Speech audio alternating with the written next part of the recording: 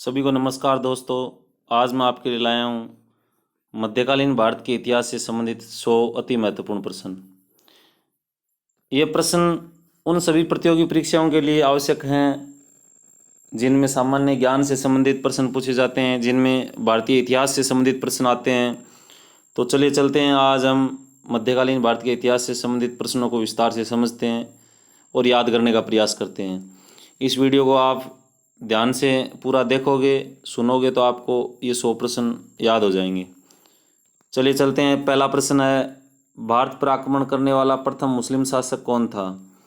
तो मोहम्मद बिन कासिम भारत पर आक्रमण करने वाले प्रथम मुस्लिम शासक थे। ये काफ़ी बार आ चुका है, काफ़ी महत्वपूर्ण प्रश्न है। मोहम्मद बिन कासिम कहाँ से आया था? तो मोहम्मद बिन कासिम अरब से आए थे मोहम्मद बिन कासिम। अब और प्रश्न है मोहम्मद बिन कासिम से संबंधित, उसने भारत के किस क्षेत्र पर हमला किया? तो मोहम्मद बिन कासिम ने 712 ईस्वी में पश्चिमोत्तर भारत पर हमला किया। मोहम्मद बिन कासिम के आक्रमण के समय सिंध का शासक कौन था? तो सिंध का शासक दाहिर था। मोहम्मद बिन कासिम ने कौन से क्षेत्र जीते? सिंध व मुल्तान। मोहम्मद बिन कासिम ने सिंध व मुल्तान क्षेत्र जीता। तो मोहम्मद बिन कासिम से संबंधित सभी 500 प्रश्न है। मोहम्मद बिन कासिम ने सिंध व मुल्तान जीता। मोहम्मद बिन कासिम ने के आक्रमण के समय सिंध का शासक दाहिर था। मोहम्मद बिन कासिम 700 ईस्वी में पश्चिमोत्तर भारत पर सबसे पहले हमला किया। मोहम्मद बिन कासिम अरब से आया। मोहम्मद बिन कासिम भारत पर प्रथम मुस्लिम आक्रमण करता था। तो ये सभी प्रश्न मोहम्मद बिन कासिम से संबंधित हैं, जो कि परीक्षाओं में काफ़ी बार पूछे गए हैं। अगला प्रश्न है, भारत पर पहला तुर्की आक्रमण किसने किया? तो 1986 ईस्वी में गजनी के सुबुक्तगीन ने भारत पर प्रथम तुर्की आक्रमण किया। 7वां प्रश्न, मोहम्मद गजनवी किसका पुत्र था? तो सुबुक्तगीन का पुत्र मोहम्मद गजनवी था। मोहम्मद गजनवी का शासक किस वर्ष बना? मोहम्मद गजनवी गजनी का शासक किस वर्ष बना? तो 998 ईस्वी में मोहम्मद गजनवी गजनी का शासक बना। यह हमें याद रखना है। चलिए 9वां प्रश्न है, मोहम्मद गजनवी ने भारत पर कितनी बार आक्रमण किया? तो मोहम्मद गजनवी ने 1001 से लेके 1027 ईस्वी तक 17 बार भारत पर आक्रमण किया और गुजरात के प्रसिद्ध सोमनाथ मंदिर को लूटा व अथाह संपत्ति लूट के ले गया। तो मोहम्मद गजनवी 1001 से लेकर 1027 तक 17 बार लगातार भारत पर आक्रमण किया और भारत से काफ़ी अथाह धन संपत्ति लूट कर ले गया। 10वां प्रश्न है, 1001 ईस्वी में गजनवी के आक्रमण का सामना किस हिंदूशाही वंश के शासक ने किया? तो जयपाल ने। 1001 ईस्वी में गजनी के आक्रमण का सामना हिंदूशाही वंश का जो शासक था जयपाल, उसने किया। 11वां प्रश्न है, गजनवी ने मुल्तान पर हमला कब बोला? तो 1006 ईस्वी में गजनवी ने मुल्तान पर हमला बोला। आगे चलते हैं। 14वां प्रश्न है, सोमनाथ पर किसने आक्रमण किया? जैसा कि मैंने पहले ही बता दिया, सोमनाथ पर आक्रमण मोहम्मद गजनवी ने किया, 1025 ईस्वी में किया और सोमनाथ का जो प्रसिद्ध मंदिर था उसको लूटा। तो मोहम्मद गजनवी ने सोमनाथ मंदिर पर आक्रमण किया, 1025 ईस्वी में किया, मोहम्मद गजनवी ने किया। 15वां प्रश्न है, मोहम्मद गजनवी ने अंतिम हमला किसके लिए किया था? तो जाटों के विद्रोह को दबाने के लिए अंतिम हमला किया था और उस हमले में मोहम्मद गजनवी की मौत हो गई। 16वां प्रश्न है, भारत में तुर्की राज्य का संस्थापक किसे माना जाता है? तो भारत में तुर्की राज्य का संस्थापक मोहम्मद गौरी को माना जाता है। मोहम्मद गौरी भारत में तुर्की राज्य के संस्थापक थे। मोहम्मद गौरी ने सबसे पहले भारत में हमला कहाँ किया? तो मुल्तान में। मोहम्मद गौरी ने सबसे पहले मुल्तान में हमला किया। मोहम्मद गौरी ने सबसे पहले भारत में मुल्तान में हमला किया।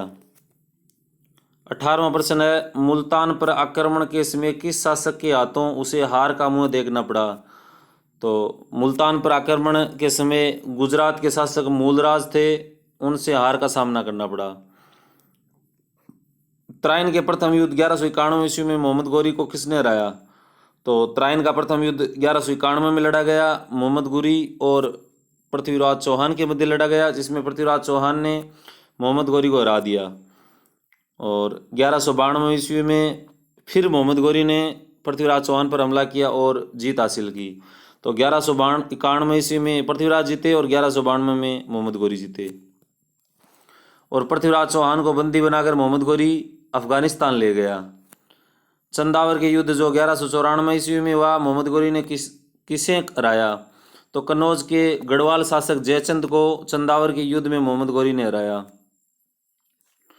कन्नौज के गढ़वाल शासक जयचंद ने चंदावर के युद्ध में मोहम्मद गौरी के हाथों से पराजय को स्वीकार किया। 23वां प्रश्न है, मोहम्मद गौरी ने किसे दिल्ली और उसके आसपास के इलाकों को सौंपा? तो मोहम्मद गौरी ने दिल्ली और उसके आसपास के इलाकों को जीतकर कुतुबुद्दीन ऐबक को सौंप दिया। कुतुबुद्दीन ऐबक को सौंप दिया। 24वां प्रश्न है, किसने नालंदा व विक्रमशिला को नष्ट कर दिया? तो बख्तियार खिलजी, ये मोहम्मद गौरी का सेनापति था। इसने नालंदा व विक्रमशिला विश्वविद्यालयों को नष्ट कर दिया। बख्तियार खिलजी को कैसे मारा गया? तो 1206 ईस्वी में खोखरों के साथ युद्ध में बख्तियार खिलजी मारे गए। तो ये 25वां प्रश्न था। आगे चलते हैं। गुलाम वंश के दौरान कुतुबुद्दीन ऐबक ने कुतुबी इल्तुतमिश ने सस्मी और बलबन ने बलबनी शासक की नींव रखी। कुतुबुद्दीन ऐबक ने कुतुबी इल्तुतमिश ने सस्मी और बलबन ने बलबनी शासक की नींव रखी। गुलाम वंश को और किन नामों से जाना जाता है? तो गुलाम वंश को हम इलबरी वंश, ममुलक वंश और दास वंश के नाम से जानते हैं गुलाम वंश को। 28वां प्रश्न है, दिल्ली का पहला तुर्क शासक किसे कहा जाता है? तो कुतुबुद्दीन ऐबक को दिल्ली का पहला तुर्क शासक कहा जाता है। तो प्रश्न आ सकता है, दिल्ली का पहला शासक किसे कहा जाता है? कुतुबुद्दीन ऐबक को। 29वां प्रश्न है, किसकी मृत्यु के बाद कुतुबुद्दीन ने स्वयं को लाहौर का स्वतंत्र शासक घोषित किया? तो मोहम्मद गौरी की मृत्यु के बाद कुतुबुद्दीन ऐबक ने स्वयं को लाहौर का स्वतंत्र शासक घोषित किया। 30वां प्रश्न है, किस सेनापति की मदद से कुतुबुद्दीन ने बंगाल को अपने अधीन किया? तो केमाज रूमी की सहायता से बंगाल को अपने अधीन किया। कुतुबुद्दीन ने बंगाल का सूबेदार किसे नियुक्त किया? तो अली मर्दन खां को बंगाल का सूबेदार नियुक्त किया। कुतुबुद्दीन ऐबक को उसकी उदारता की वजह से क्या कहा जाता था? लाख बख्श। कुतुबुद्दीन काफ़ी उदार प्रवृत्ति के व्यक्ति थे और अक्सर वह अपने प्रजा को धन दौलत बांटते रहते थे, तो इस कारण से उनको लाख बख्श कहा गया। कुतुब मीनार किसने बनवाया? तो कुतुब मीनार कुतुबुद्दीन ऐबक ने बनवाया। कुतुब मीनार की ऊंचाई 234 फुट। दिल्ली में क्वाल उल इस्लाम मस्जिद और अजमेर में 2.5 दिन का झोपड़ा भी कुतुबुद्दीन ऐबक ने बनाया। इससे पहले यहाँ जो संस्कृत पाठशाला थी उसको विग्रहराज चतुर्थ ने बनवाया था और उस संस्कृत पाठशाला को जीर्ण शीर्ण करके कुतुबुद्दीन ऐबक ने 2.5 दिन का झोपड़ा बनाया। कुतुबुद्दीन ऐबक का मकबरा कहाँ है? लाहौर में। कुतुबुद्दीन ऐबक का मकबरा लाहौर में है, याद रखना है। 37वां प्रश्न है, कुतुबुद्दीन ऐबक की मौत के बाद किसे दिल्ली का शासक बनाया गया? तो आराम शाह को दिल्ली का शासक बनाया गया। इल्तुतमिश को किसने शासक बनाया? तो दिल्ली के अमीरों ने इल्तुतमिश को शासक बनाया। 40वां प्रश्न है, तुर्कान ए चहलगानी क्या है? तो 40 तुर्क सरदारों का एक जो दल था उसे तुर्कान ए चहलगानी कहा जाता है। इसे ही इल्तुतमिश ने बनाया था। 41वां प्रश्न है, इल्तुतमिश के शासनकाल में किसने पश्चिमी उत्तर भारत पर आक्रमण किया? तो मंगोल शासक चंगेज खान ने किया। इल्तुतमिश ने किससे बंगाल का गवर्नर नियुक्त किया? तो हुसामुद्दीन को बंगाल का गवर्नर नियुक्त किया। किसने उज्जैन पर आक्रमण पर महाकाल का मंदिर लूटा? तो इल्तुतमिश ने उज्जैन पर आक्रमण करके महाकाल का मंदिर लूटा और 1234 से 1235 ईस्वी के मध्य लूटा। तो ये भी महत्वपूर्ण प्रश्न है। इल्तुतमिश ने कौन सी व्यवस्था लागू की? तो इल्तुतमिश ने इक्ता, ई से इल्तुतमिश, ई से इक्ता प्रणाली लागू की इल्तुतमिश ने। इल्तुतमिश ने जित्तल व टंका नाम के सिक्के चलाए। अब है रजिया सुल्तान। रजिया सुल्तान भारत में प्रथम व अंतिम मुस्लिम शासिका के नाम से जानी जाती है, जिसने 4 वर्षों तक शासन किया, रजिया सुल्तान। इल्तुतमिश ने अपनी बेटी की रजिया को उत्तराधिकारी बनाया। रजिया दिल्ली सल्तनत की पहली और अंतिम महिला शासक थी। 1236 ईस्वी में वह दिल्ली की गद्दी पर बैठी। रजिया बेगम ने जलालुद्दीन याकुत को अमीर नाखूर की नियुक्त किया। बठिंडा के सूबेदार अल्तुनिया से रजिया ने शादी की। इसी बीच इल्तुतमिश के एक पुत्र बहराम शाह ने सत्ता हथिया ली और बठिंडा से दिल्ली आते वक्त रजिया व अल्तुनिया की हत्या कैथल के निकट कर दी। इतिहासकार मिनाज उस सिराज के मुताबिक रजिया का स्त्री होना उसके पतन का कारण था। यानी वो काफ़ी बुद्धिमान व एक शासक के योग्य महिला थी, लेकिन उसकी गलती यही थी वो कि महिला थी, तो शासन चलाना ज़्यादा लंबे समय तक मुमकिन न हो उसका। अगला प्रश्न है, सुल्तान बनने से पहले जलालुद्दीन का क्या था? सुल्तान बनने से पहले जलालुद्दीन क्या था? तो बुलंदशहर का इफ्तार था सुल्तान बनने से पहले। नवीन मुसलमान किसे कहा गया? दिल्ली में बसने वाले मंगोलों को नवीन मुसलमान कहा गया। किसने जलालुद्दीन फिरोज खिलजी की हत्या कर दिल्ली की गद्दी हासिल की? तो अलाउद्दीन खिलजी 1296 ईस्वी में जलालुद्दीन खिलजी की हत्या करके दिल्ली की गद्दी हासिल करने का प्रयास किया। जलालुद्दीन खिलजी के शासन में अलाउद्दीन क्या था? तो कड़ा मानिकपुर का सूबेदार था। उसने देवगिरी पर कब आक्रमण किया? 1296 ईस्वी में। सिकंदर सानी की उपाधि किसने ग्रहण की? अलाउद्दीन ने सिकंदर सानी की उपाधि ग्रहण की। काफी बार परीक्षा में आ चुका है ये प्रश्न। अलाउद्दीन के समय किसने दिल्ली में विद्रोह किया था? तो हाजियों ने विद्रोह कर दिया था। हाजियों के विद्रोह को किसने खत्म किया? तो हमीदुद्दीन ने। अलाउद्दीन ने कौन सा सिद्धांत चलाया? देवी अधिकार। तो काफी महत्वपूर्ण प्रश्न है ये। अलाउद्दीन खिलजी ने सेना में कौन सी प्रथा शुरू की? तो हुलिया प्रथा रखने की शुरू की थी सेना में, जिससे कि पहचान की जा सके। और इन्होंने सबसे पहले सैनिकों के लिए अलग अलग रजिस्टर संधारण करने का काम किया और घोड़ों को दागने की प्रथा अलाउद्दीन खिलजी ने शुरू की थी, जिसे हम हुलिया रखने कह सकते हैं, हुलिया प्रथा। तो 58वां प्रश्न है, खिलजी वंश में घोड़ा को दागने की प्रथा किसने शुरू की? अलाउद्दीन खिलजी ने। भूराजस्व व्यवस्था को अधिक प्रभावी बनाने के लिए अलाउद्दीन खिलजी ने किसकी स्थापना की? दीवान ए मुस्त खराज की स्थापना की। 71वां प्रश्न है, मोहम्मद बिन तुगलक के शासनकाल में किसके विद्रोह में स्वतंत्र राज्य विजयनगर की नींव रखी? हरिहर बुक्का ने विजयनगर शासन की नींव रखी। हरिहर बुक्का दो भाई थे आपस में। मोहम्मद बिन तुगलक ने अपनी राजधानी कहाँ स्थानांतरित की? दौलताबाद। देवगिरी से दौलताबाद मोहम्मद बिन तुगलक ने अपनी राजधानी स्थापित की। और वो मोहम्मद बिन तुगलक के कुछ काम ऐसे थे जिनके कारण इनको भारतीय इतिहास में पागल बादशाह के नाम से जाना जाता है, मोहम्मद बिन तुगलक को। मोहम्मद तुगलक के दरबार में किसने 17 साल गुजारे? तो बर्नी ने, जो प्रसिद्ध इतिहासकार बर्नी था, उसने 17 साल गुजारे।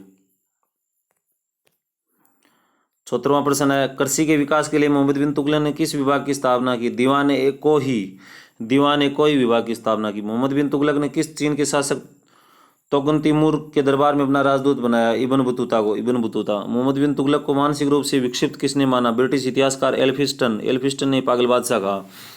किसने लिखा है कि सुल्तान को मरने के बाद सुल्तान को प्रजा और प्रजा को सुल्तान से मुक्ति मिल गई? बंदायूनी। क्योंकि उसके जो कार्य थे ऐसे थे, जैसे चमड़े के सिक्का चलाना और अनावश्यक रूप से करवर्दी करना, अपनी राजधानी देवगिरी से दौलताबाद स्थापित करना, कुछ ऐसे कार्य थे जो सभी असफल हुए, इसलिए उसको पागल बादशाह कहा। और बंदायूं ने कहा कि ये मरने के बाद प्रजा को राजा से और राजा को प्रजा से मुक्ति मिल गई।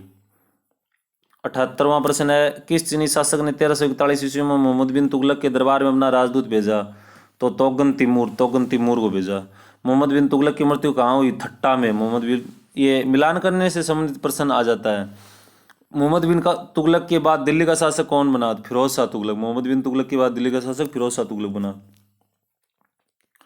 फिरोज शाह तुगलक किसका बेटा था? गयासुद्दीन के छोटे भाई रज्जब का बेटा था। हिंदू माता से उत्पन्न पहला मुस्लिम शासक कौन था? फिरोज शाह तुगलक था। तो हिंदू माता से उत्पन्न पहला मुस्लिम शासक फिरोज शाह तुगलक था। अलाउद्दीन का प्रसिद्ध सेनापति कौन था जिसने दक्षिण भारत अभियान का नेतृत्व किया? मलिक काफूर अलाउद्दीन का प्रसिद्ध सेनापति था जिसने दक्षिण भारत के अभियान का नेतृत्व किया।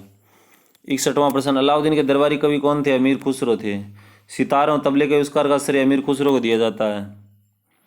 इब्न बतूता की पुस्तक रेहला में किस शासक की घटनाओं का वर्णन है? मोहम्मद तुगलक की घटनाओं का वर्णन है। इब्न बतूता की जो किताब थी रेहला पूछ सकता है इसके बारे में। अलाउद्दीन की मृत्यु के बाद दिल्ली का सुल्तान कौन बना? तो कुतुबुद्दीन ऐबक बना और उसने खलीफा की उपाधि धारण की। तो आ सकता है प्रश्न कि खलीफा की उपाधि किसने धारण की? कुतुबुद्दीन ऐबक ने। सभी से निवेदन है कि वीडियो पूरा देखें और वीडियो को लाइक शेयर और सब्सक्राइब करें और बने रहे चैनल के साथ। तो 65वां प्रश्न देखते हैं, गयासुद्दीन तुगलक 1320 से 1325। गयासुद्दीन तुगलक का मूल नाम क्या था? गाजी तुगलक या गाजी बेग तुगलक था? तो गयासुद्दीन तुगलक का मूल नाम पूछ सकता है गाजी तुगलक या गाजी बेग तुगलक। किस शासक ने कृषि उत्पादन में वृद्धि की ओर सबसे पहले ध्यान दिया? तो गयासुद्दीन तुगलक ने दिया। गयासुद्दीन तुगलक ने किस नगरी की स्थापना की? तुगलकाबाद। गयासुद्दीन तुगलक ने तुगलकाबाद। गयासुद्दीन तुगलक के चिश्ती संप्रदाय के संत से अच्छे संबंध नहीं थे, निजामुद्दीन औलिया से नहीं थे। मोहम्मद बिन तुगलक की ओर से किस नाम से जाना जाता है? जुन्ना खां को के नाम से भी जाना जाता था। दिल्ली के सुल्तानों में ऐसा कौन था जिसने योग्यता के आधार पर पद देना प्रारंभ किया? मोहम्मद बिन तुगलक। तो इसने एक प्रकार से सुधारात्मक दृष्टिकोण को अपनाया। 83वां प्रश्न है, फिरोज शाह तुगलक ने अपनी इस्लामी कानूनों द्वारा स्वीकृत कौन से कर लगाए? तो खराज, खम्स, जजिया और ज़कात कर लगाए।